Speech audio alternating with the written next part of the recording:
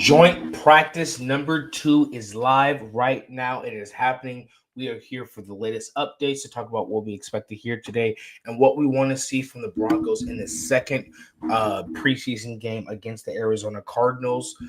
That is what we are here to talk about. We're going to have updates. We're going to follow Twitter, see what they're talking about. And we're just going to go over what we think, what we expect, what we want to see, and what we're hearing, and any concerns that we may have about the Denver Broncos. Good evening, good morning, good afternoon. Welcome to another episode of Orange and Blue Blitz.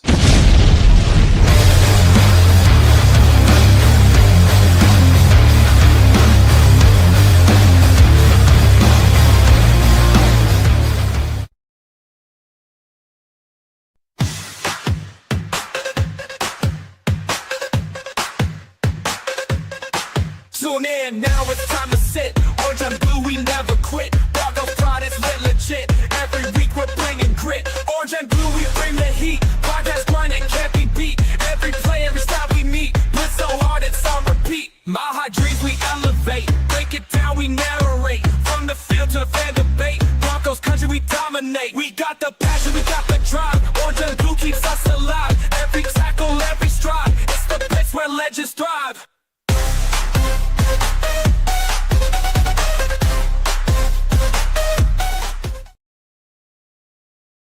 What is up, guys? Good morning, good afternoon, good evening, wherever you are. Today is the second joint practice right before we go to game 2 of the preseason against the Arizona Cardinals. And today we're just going to do a quick show about what we expect to see. And then we're actually going to do some live updates of what's already happened so far in this joint practice, any concerns we have, and where we're going to go from here. But before we do, guys, make sure you go over to YouTube. Subscribe. We're on the path to 539, and if we hit 539, it automatically triggers a free Bo Nix giveaway jersey. So you must be subscribed to the channel in order to be a part of that giveaway. Don't forget to follow us on Twitter. You can follow me on Twitter at the Bronco Gentleman, and also on Facebook. Anywhere you listen to your favorite podcast. Appreciate the thumbs up, guys, already. And don't forget, guys, to hit that notification bell. Because as you guys can see, we have an update. As you know, today is, what is today? Thursday. Normally I don't do the shows on Thursdays, but yesterday I was feeling ill, so I couldn't do the show. But you guys know I couldn't leave you guys hanging, so I made sure to make up for it and come back today, this afternoon, for you guys, so that way we can talk Broncos over here at the Orange and Blue Network. But we don't have any shows on Thursday except for this one today. But as you guys saw, yesterday was the premiere with Doc and JT. With the Orange and Blue Sports Symposium. So they premiered there every Wednesday at 2:30 p.m. Huge guys, great guys, went off without a sitch. They're excellent. They're professional. They talk all things Denver sports, including the Broncos. So they are now a part of the Orange and Blue Network. So make sure you guys go over there. You guys support them. You guys subscribe to all their stuff. And you guys make sure you guys give them an Orange and Blue Network round of applause and an Orange and Blue Network welcome. Because as we said, we're expanding. And that's why I told you guys to make sure you guys have that notification bell on so you guys don't miss things like that. As you guys know, last week, the Get Buck Game Day show started last week, which normally I'm the host of, but because preseason on Saturdays and I'm working, I won't be able to do that. But Johnny and Jay will be there an hour before the game starts for the Game Day show. But when the season starts, yours truly will be right there. So make sure you guys hit the notification bell for that. But make sure you guys don't forget to go and welcome Doc and JT to the Orange and Blue crew, as you guys always are, as awesome as you guys always are.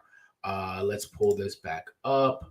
Let's get this out of there so you can see my beautiful, beautiful face. Excellent. Let's see. Biggie Bronco in the comment section. He says, "What's up? What's up, dog?" We're getting ready to break down. Break down the joint practice. Mile High City, baby. 303. 303. He says, "Caught you live." Oh, well, thank you, buddy. I'm glad you're in the comment section. Make sure you stay in the comment section and keep this thing going.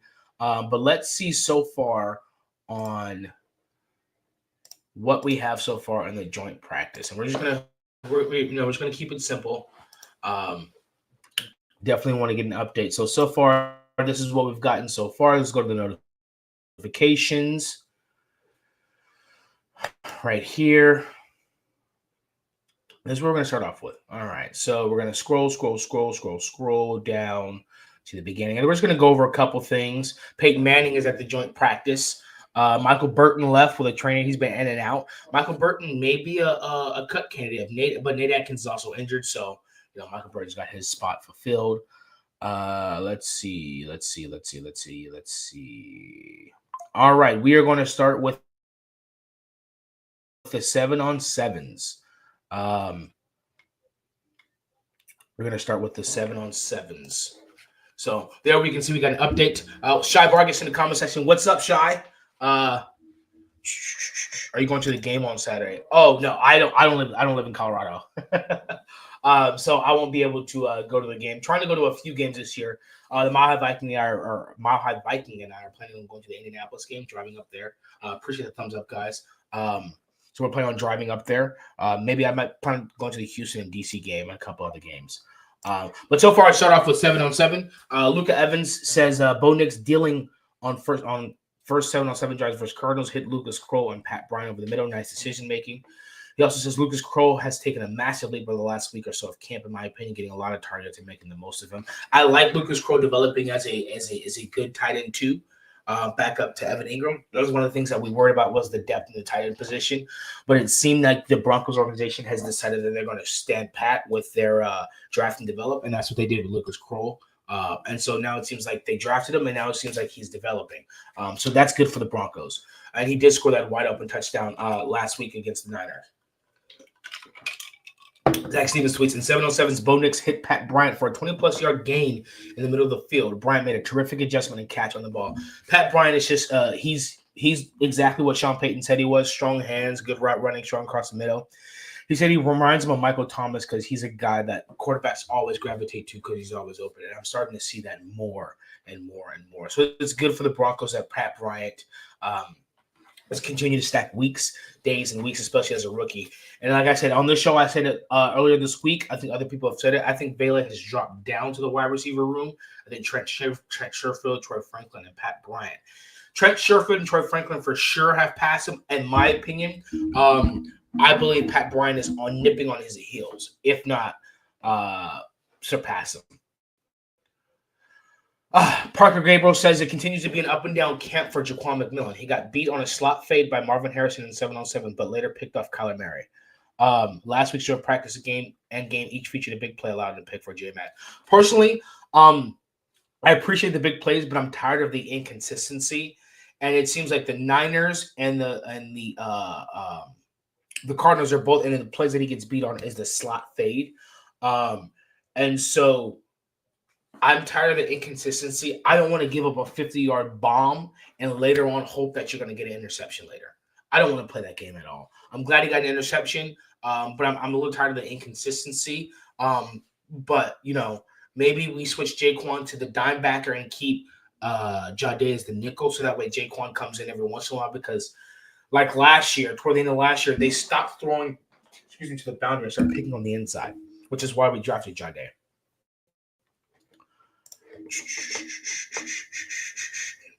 Let's see. Orange and Blue Network, final day of training camp, baby. Let's get a good Broncos Country. Shout out to my blacker half. That's me. And then Johnny just went and tweeted the same thing, commented the same thing from his personal one. So we know it was you. Ernie May says, "Go Broncos Country only. Let's go." Bo Nix needs to bounce back on Saturday, and I think he will. I definitely think he will. Let's see some more updates. Zach Stevens' bonus looks sharper in 7-on-7s against the Cardinals. Took a lot of short completions, but did hit Pat Bryant for a 20-plus yard completion. We talked about Michael Burton and Peyton Manning. All right, let's see. Alex Singleton is in for the first reps of team. Dre Greenlaw is not. One of our starting inside linebackers is in. That's good. Dre Greenlaw is out there in pads today, but he's not in there at the first reps of team. Maybe he might get in there later. I think he may take a couple reps. I want to see him maybe he gets all the reps next week.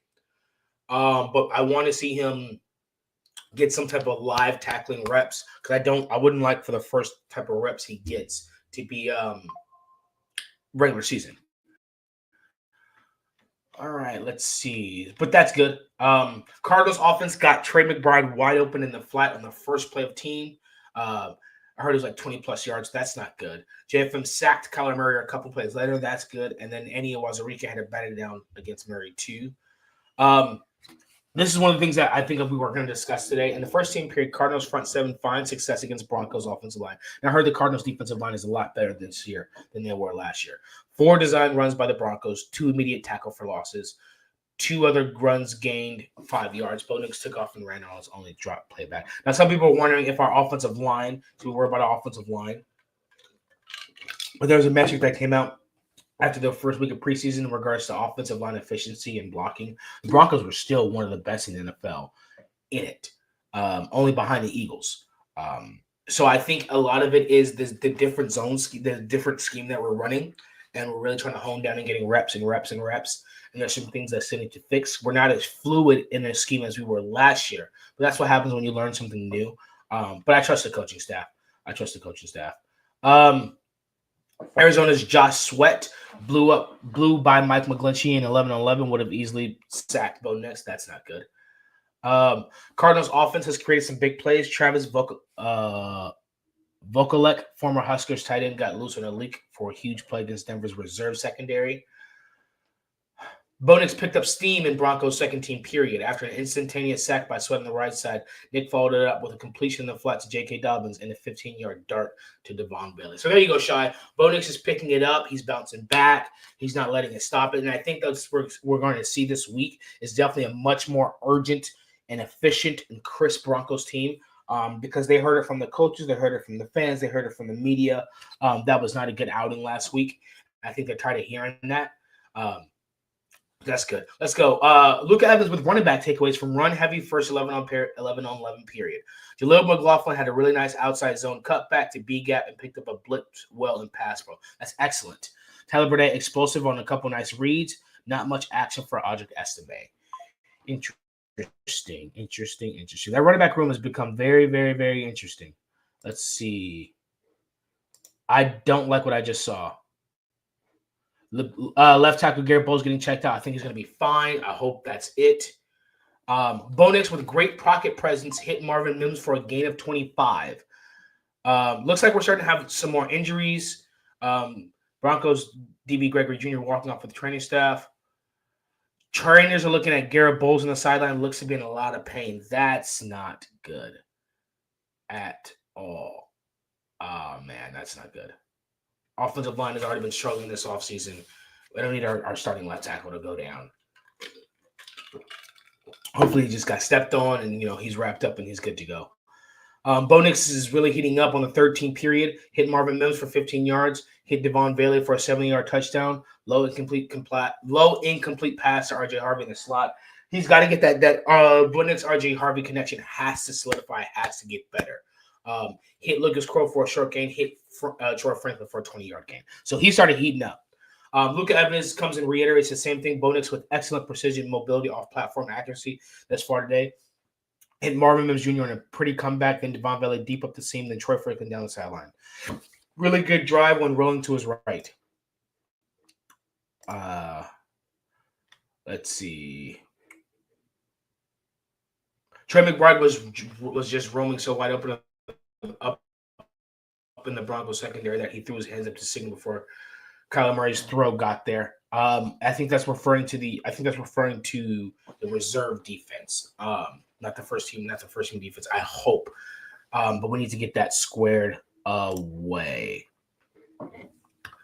All right, let's go. We got see what the comments are saying. Biggie Bronco says if you had a keeper cut candidate, a sleeper cut candidate that's going to start,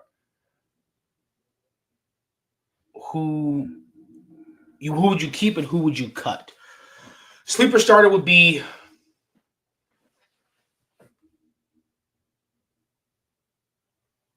actually a sleeper starter would might be either between Pat Bryant or Trent Sherfield.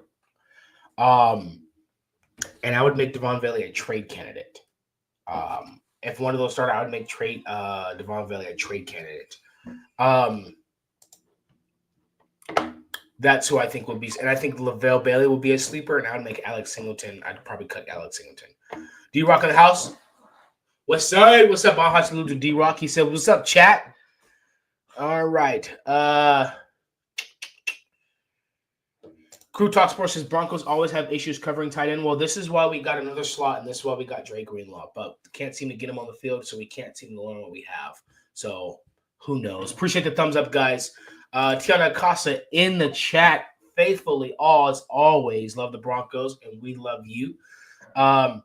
Jay Weaver says, my dog, do you think the starters will play the full first half? No, I think because of the joint practice, they'll probably play a full quarter, maybe a full first half. I'm more curious about individual players versus the group. I want to see Dre Greenlaw and Alex Singleton. I want to see Jahdae Barron run with the ones instead of Jaquan. And I want to see Pat Bryant run with the ones instead of Devon Vele. Johnny agrees with me. He says sleeper starter will be Trent Sherfield for me. Yeah, Trent Sherfield's a sleeper starter. I would cut or trade Ben Powers. Ben Powers is having a tough time. But here's the thing. I'd rather cut Luke Wattenberg than Ben Powers, and I thought about it. Luke Wattenberg is an awful run blocker. He's a great pass protector. Ben Powers last year was top 5 in both pass and run blocking. It's just that he's not good in outside zone scheme. Luke Wattenberg is not easy. Luke Wattenberg is an excellent pass pro, but he's not a good run blocker. Alex Forsythe is decent pass pro, but he's an excellent run blocker. So if push comes to shove, you always choose the pass pro over the run blocking. But yeah, Trey Vele. Yeah, I would make him a trade candidate if Sutton, Mims, Franklin, and then you've got Bryant, Vele, Sherfield. Sherfield has shown more this offseason, has been healthier than Vele. And Pat Bryant has 2. Vele's older, and his ceiling is not as high. This year's Vele may be the most of Vele we'll see. And I think the other guys' ceilings are that much higher. All right, we got some more. Let's see if we got any more updates. Let's get here. No more updates. All right, Will Peterson says Saul Garibos. Oh my gosh. Saul Garibos struggling on the sideline with a couple of trainers, looked to be uncomfortable and in significant pain. He's since gotten in an ambulance, but is still at the facility.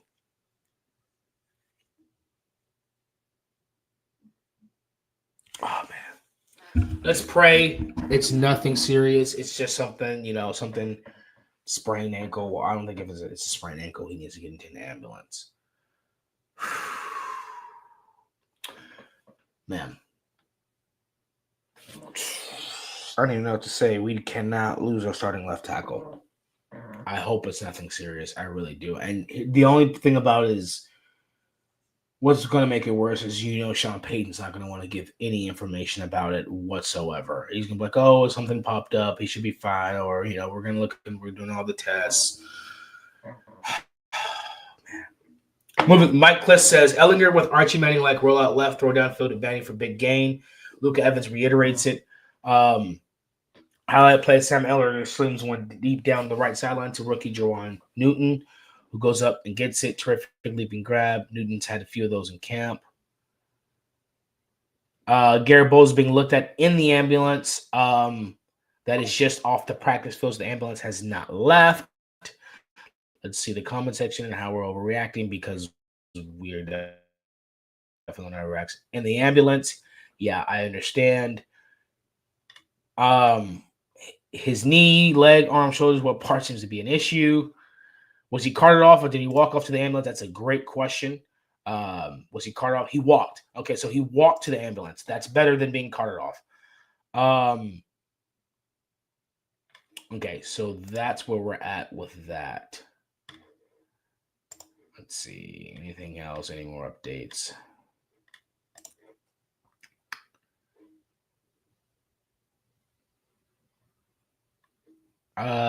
Nope, that's all we got for there. All right, so far, the Broncos seem to be having a pretty good bounce back day. Pretty good bounce back day. The offense seems to be a lot more crisp. a lot more hungry, a lot more urgent, which is good.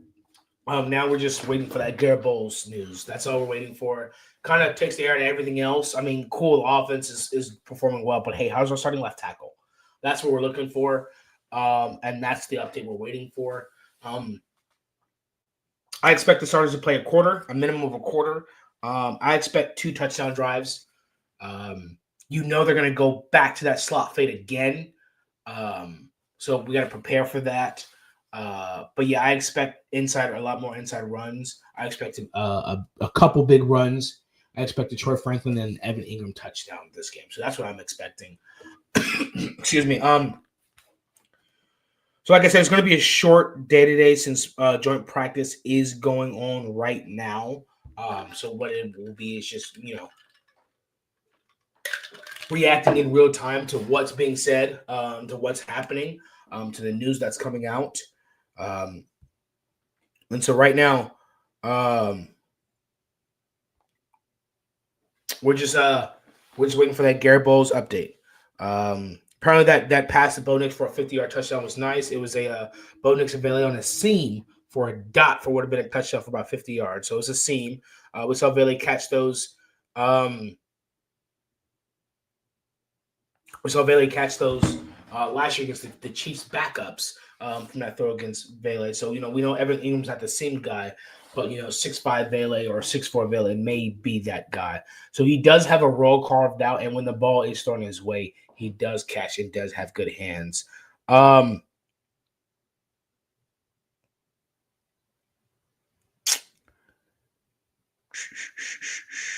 Not seeing much updates.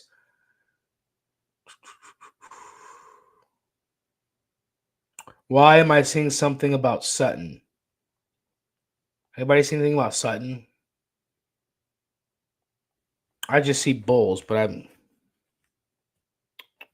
not saying about that. No notifications about that. But guys, what are you guys looking for? What are you guys expecting? What do you guys want to see in this week 2 game? I think with this bowl scare, I think Alex Singleton and Dre Greenlaw should play this game and then be done.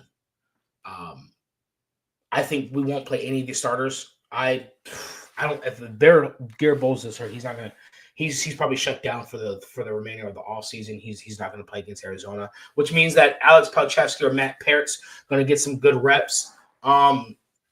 He's definitely going to get some good reps, but I think you shut down Garrett Bowles for the remainder of the offseason. Hopefully it's a minor injury. You get him bubble wrap to get him ready for week 1.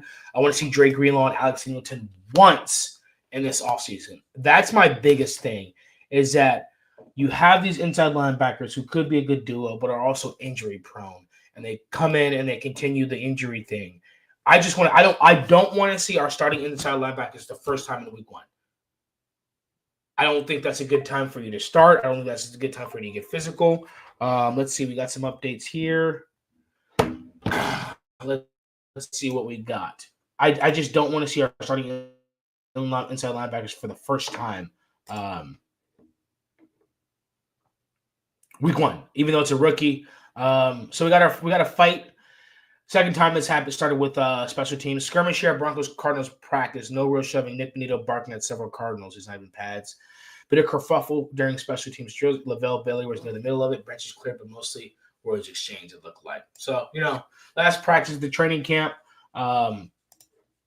So things are just getting hot.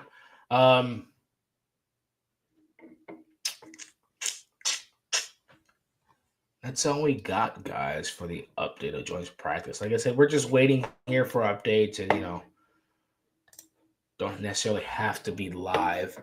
But, guys, make sure you guys are tuning in. Let's see what we got here. Yeah, just repeating the same thing. So, guys, make sure you guys are tuning in. Let's see. When is that? Today is Thursday. So we do have a show tomorrow night at 6 p.m. Viva Los Broncos. So make sure you guys hit that notification bell and you guys are there for that. Make sure you guys, whatever time the game is on Saturday, an hour before kickoff is the Get Buck Game Day show. The reason why we made it an hour before kickoff is because like myself, come game day, I'm anxious. I'm clock watching. I'm waiting for the time. I think having a podcast and having Broncos talk to listen to before it gives you it distracts you, it gets you in the mood, and it makes time go by a little bit faster leading up to it. So once you're done with listening to the Broncos, you get the hour. So that last hour is always the worst hour. So that last hour, you're able to pop in your headphones, listen to the Get Buck Game Day show, get hyped. Listen, we got a hype Vargas definitely on the game day shows, and you're not going to want to miss that. So it gives you something to listen to, something to think about, get in the mood. And then as soon as the game day show is done, you take out the headphones and you get to watch the game. So that way, we kind of relieve a little bit of that anxiety of waiting up to the game. So that's why you guys have to tune in an hour before every kickoff for the Get Buck Game Day show. And then afterwards, it's the Buck Your Feelings post-game show. So you guys aren't going to want to miss that. One more check before we go. I'm pretty sure there's going to be a couple of things afterwards, but from that 11-on-11 period with Garrett Bowles getting out, I'm pretty sure that's about it. Like I said, Matt Parrott in at left tackle with Garrett Bowles seeking medical attention. I thought that was the case. That's fine. Matt Parrott's a veteran. He knows what he's doing. But prayers up for Garrett Bowles because we want him back healthy. That is our guy, and we don't want that. But, guys, I'm going to give you guys a mile high salute. I appreciate you guys tuning in to another episode of Orange and Blue Blitz for the live update. I'm sorry for yesterday. Was feeling under the weather, but now I'm back. And we will see you guys tonight for Viva's Los Broncos. No, we will see you guys for tomorrow for Viva's Los Broncos, and then Saturday for the Get Bucked Game Day show. Mile high salute. We love you all, and we will see you guys.